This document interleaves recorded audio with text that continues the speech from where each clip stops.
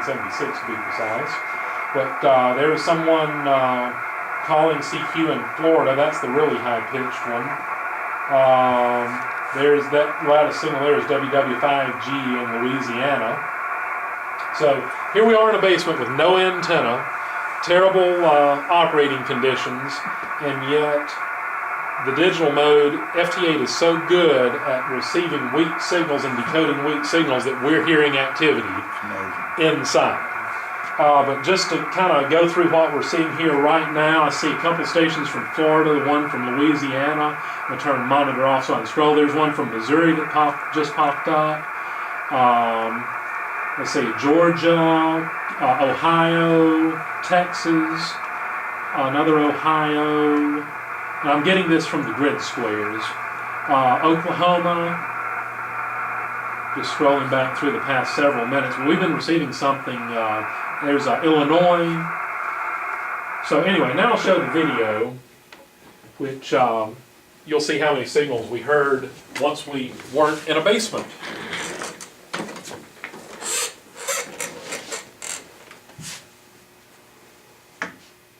I'm kind of going to walk through the FT8 software. So now we're recording. We're listening to FT8 activity on 40 meters. It's 9:20 local time on Wednesday night, May the 15th.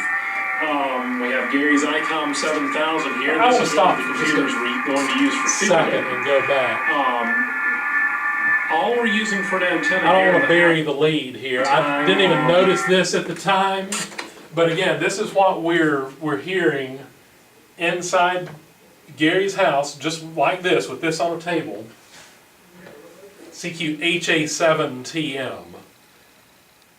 You know which, some of you know which country that is because we were talking about it earlier. Does anybody know what country that is that didn't hear the discussion? That's Hungary. We're hearing a signal from Hungary inside Gary's house with no antenna, and I don't even want to know what that error sound just was. But anyway. Maybe complaining because I took over the sound. Wednesday night, May the 15th. We have Gary's ICOM 7000 here. This is one of the computers we're going to use for field day. All we're using for an antenna here in the house is a G5RV that is coiled up. And we're seeing signals, well, as you can see on the screen, we're seeing a number of signals. So what we're looking at here is the WSGTX software. This is the software that does FT8 in addition to a number of other digital modes. We have the waterfall window down here at the bottom of the screen. Pan down if you would there, Mary Jo, and let's get the bottom of the screen in the shade. There we go. And then the main window is up here where you have two lists. There are, on the left, we have everything that we're hearing that's coming through. On the right is everything that we're hearing on the specific frequency that we're monitoring. The green bracket. And just for grins and giggles, we'll just pick a frequency here to monitor. We'll set it on about 1030 hertz. The way that you do that, for receive frequency, you just click wherever on the waterfall you want, or again, you can double click on a station. If you double click on a station, it's going to assume you want to transmit to them, and the last thing we wanted to do was transmit with the antenna like that.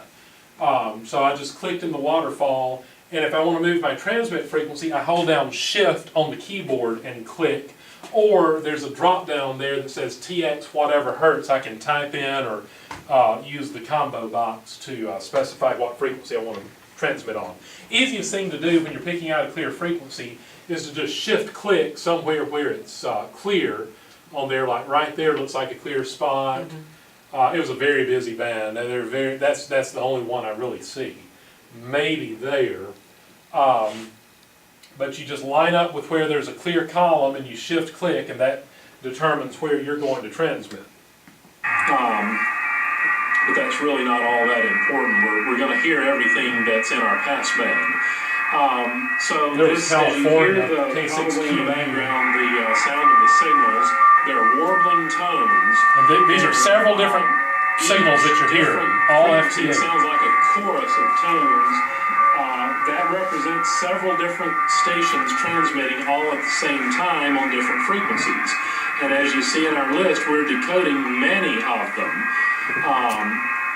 So one thing you'll notice about decoding is that we seem to decode all of these at about the same time, and the reason for that is FT8 is descended from meteor scatter modes, which means that the transmit and receive periods are very regimented. They're on 15-second intervals so that stations are not transmitting at a lot of different times and stepping on each other and all the problems associated with that. So one of the prerequisites to operating FT8 is we have to have a very accurate clock on our computer. We have a special program running on it that will synchronize the clock with an internet time. The reason that a lot of this information is redundant, the reason I'm going through a lot of information, this was my backstop in case I didn't get the presentation finished. So anyway, sorry, I know it's repetitive. 15 to 30 minutes. That's also how you learn, right? So what we're seeing again here is every 15 seconds, all of these signals that we see in our waterfall here, all these bright spots in the waterfall are decoding into these messages. We have people calling CQ. We have people answering CQs. We have QSOs in progress. It's kind of hard for me. I'll turn monitor off so it'll freeze the window for a minute. We'll just take a look at everything we decoded in that last round here at 9:22 and 30 seconds. We have KM4UJI calling YV5GPA. YV5GPA is in Venezuela. KM4UJI is in Florida. Grid Square EL98. We have someone in South Carolina calling a station in the Ukraine, UR8IDX. We have a station in Illinois calling CQ and 9WQP. We have KY0L sending a signal report that's -11. And you say, well, what kind of signal report is that? That's not 559 or anything. What that is the signal to noise ratio in dB. That's 11 dB below the noise level. And we'll talk in a minute about how we know. Well, we'll just go ahead and talk about it right now. One of the other columns here, we have the messages that we're decoding. We have the time stamp, that's hours, minutes, seconds, all mashed together. The next column is dB, and what that is what we're receiving in signal strength, signal to noise ratio. And then I conveniently forget to explain what the other two columns are, so I'll do that now. The DT column next to that is delta T, difference in time. So if somebody's clock is a little bit off, that's where it shows up. And you notice just about everybody's a tenth of a second or two off. That's no big deal. If you start seeing a number much greater than 1 in that column, that tells you you're going to have problems. Then the next number, the fourth column, is the tone frequency. That's the frequency in the waterfall where their signal starts and goes out 50 hertz. So that's what the other two, and then the tilde has to do with the decoder, and that's not really important. N4BMX in FM09, which I believe is going to be in Virginia, is 19 dB below the noise level. That's a really weak signal, and probably would not be able to hear that by ear unless the band was extremely quiet, and maybe not even then. And when was the last time 40 meters was extremely quiet? People with decent hearing, about -12, 13, 14, 15 is about as low as you can go with just your ear. Just looking at some of these other messages, again, we have people calling CQ, there's someone sending the initial report, someone else calling a Russian station with their grid square. Here's someone who has received a report. You have N4XJJ, who's in a QSO with HI3MFR in the Dominican Republic, and he has received HI3MFR's signal report, so now he's going to, instead of just sending a number as a signal report, he's going to send a signal report and an R for Roger, meaning that I've received your signal report, now here's your signal report, and if HI3MFR gets that signal report, HI3MFR will then send a message that says RR73, Roger 73, meaning that the contact is now complete. Let's see if we have any RR73s. There's an RR73 there, so K0KP just finished their QSO with the station in Sicily, IT9JMR, RR73, meaning I've received your report, 73, we're done.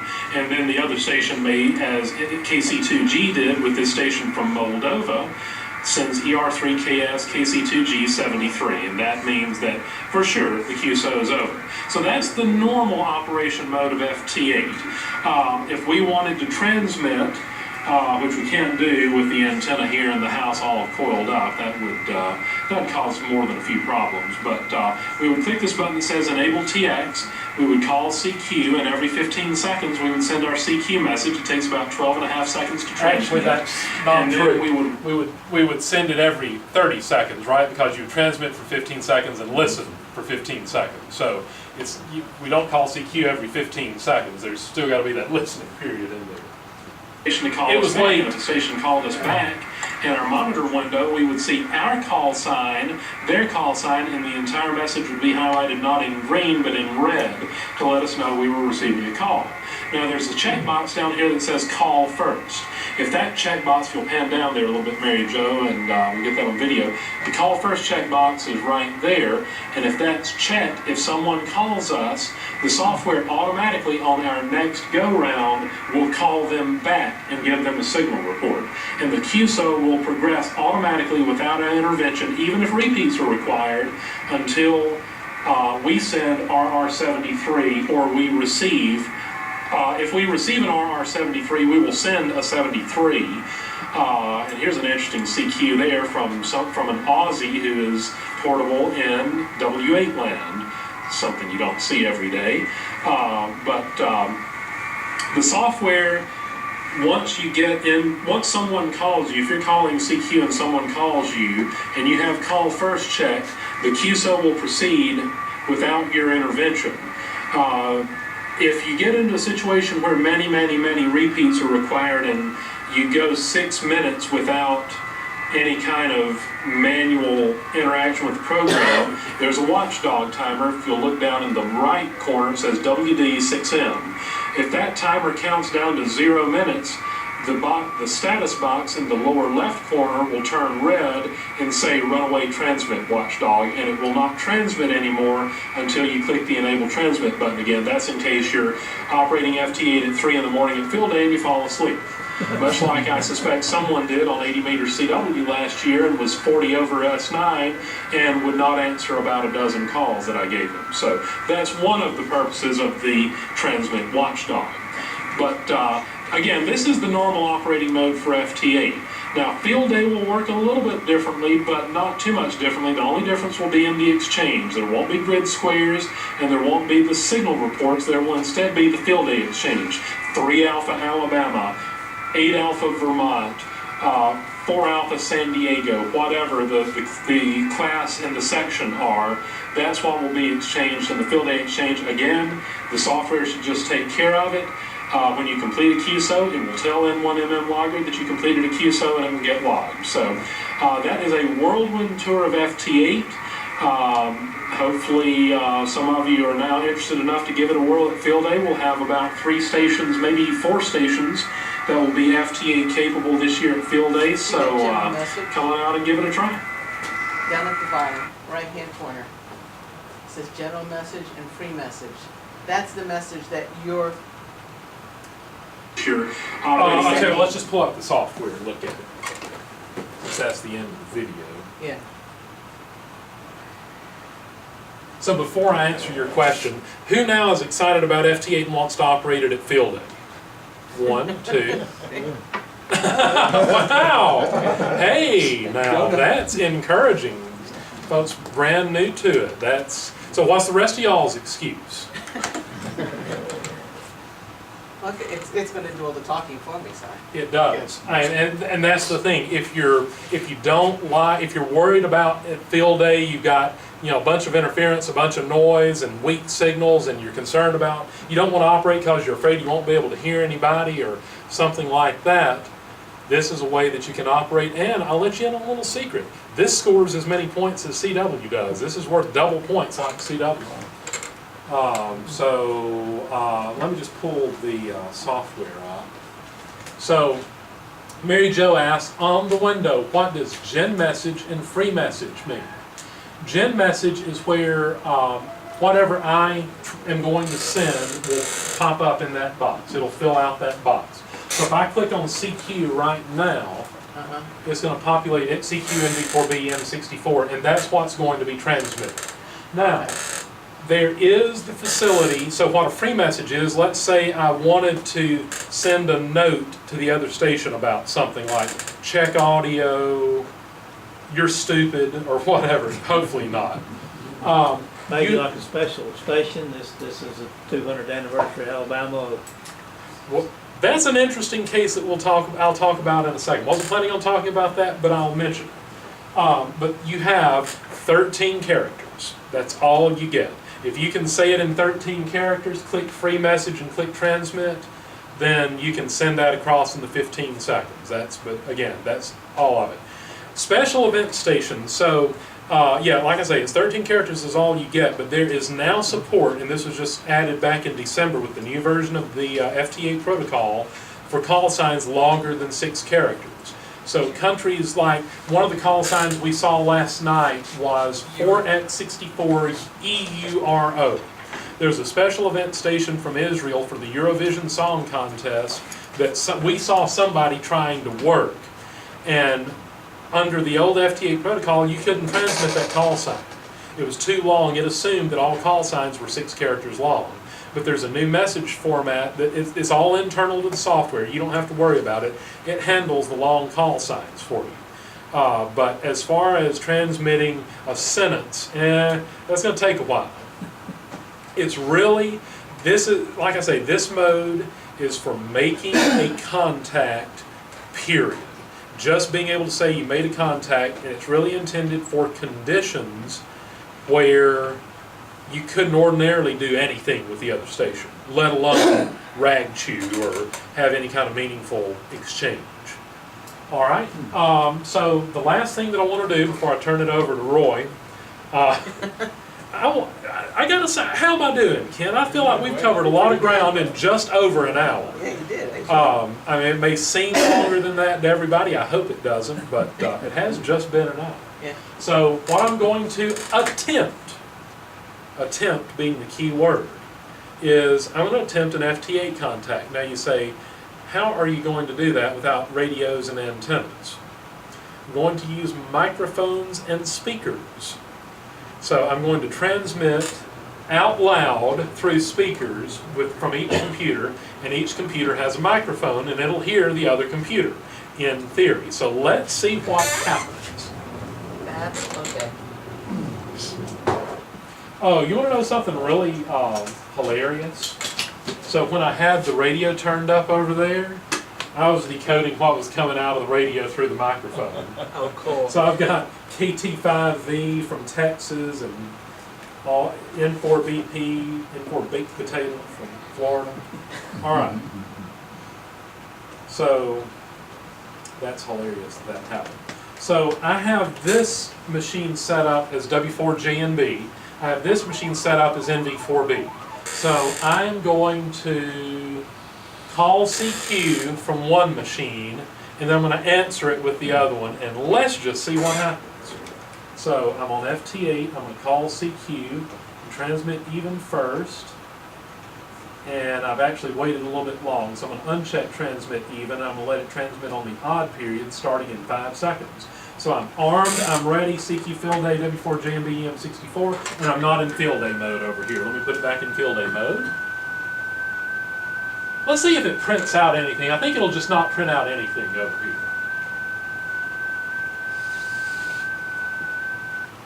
It actually didn't hear. Oh, it did. That's interesting. But we need to be in field day mode to answer. So let me do that. And meanwhile, he's now listening for an answer. He's not going to get one, but he's listening for it. And if he doesn't get one, what's he going to do? Call CQ again. And he will keep calling CQ until that watchdog timer fires in another 6 minutes. So now I'm in field day mode. Oh, so here I am, I'm operating field day. I'm NV4B operating from home because I'm antisocial and I don't want to have anything to do with y'all. So I'm just going to sit home and operate field day from home while y'all are calling CQ. And so I'm on whatever frequency, 7074 for instance, and I'm just sitting here monitoring, and I'm waiting for somebody to work. Oh, there's W4JNB. I haven't worked them yet, so let me work them. So what I do is I double click on that, and of course something would go wrong because I've got a video up. Let's try again.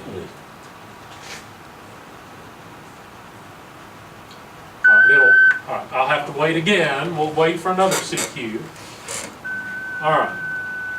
So this is coming from this laptop, is the sound that you're hearing right now. But it would be going out over the air, of course. I want to work him, double click. As soon as I double click, two things happen.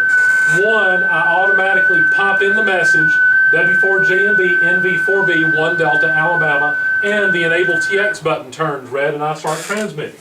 Oh, I'm W4JMB. Somebody just answered my CQ. So now I'm sending, I got W4JMB, NV4B, 1 Delta, Alabama. I send NV4B, W4JMB, Roger, 3 Alpha, Alabama. All right, he got my exchange. Notice that message is in red because it's addressed to me. All right, he heard me. And he got my exchange, and I got his exchange, so RR73, and the contact is now finished. I get the RR73, and I'm going to send the 73 back. And in another 15 seconds, it'll be there. And again, imagine this actually happening over the radio. But that's how it works. Your talking didn't disturb. That's what I was thinking. Good point. I was surprised there too. So if we look at the water, if we look at the waterfall, notice that this waterfall, all this garbage on it, but there's my signal popping out of it. And actually, so I thought someone might ask, well, what was the SNR on those using the microphones? 5 and plus 3 here, which is pretty loud. And then over here, what was it? You should have been able to see that. It was plus 3 and plus 2. So even with us making a lot of noise and talking and all that, it was still a few D. And the fact that this microphone is really low, if I stop talking, it goes to 0, then that's not too bad. And if anybody wants a closer look at it, feel free to come up afterwards and we can run that demo again. And let's just really, before I turn it over to Roy, let's see if we got anything else interesting over here on 40 meters. There's M48 in Missouri, another Louisiana. We are still, oh actually we stopped, oh I turned the monitor off. Whoops, never mind, that's what we heard before. So just turn the monitor back on and feel free, I'm sure you will have some time to leave it up after the meeting and come by and see what actual on-the-air activity looks like there. So thanks a lot for your attention. Any other questions before I turn it over to Roy? Ken had some great questions. Any questions? Thanks, Chris. Good job. We will have a chance for people to practice too. I think that we had talked about that. Some way to get people comfortable with it instead of like, Did you say the software, this software is gonna interface with NM1? Yes, and we actually have gotten that figured out. There is an interface between, well, actually I haven't tested the logging yet, but there's a logging interface, and we also have rig controls set up to where both N1MM and WSJT can control the radio at the same time. That was a much bigger technical hurdle than the logging, so we conquered that first. Still need to test the actual logging part of it, but I couldn't try to make a QSO because didn't have an antenna. there is no antenna. Actually, wait a minute, I can test, well, I'll test half of it here. Log QSO and click, go back over here and click OK, but I don't have N1MM interfaced. There's something invalid about that. Let's shift gears Okay, to the field. won't worry about that. We can figure that out in the field day. All right. End of presentation. Thank you.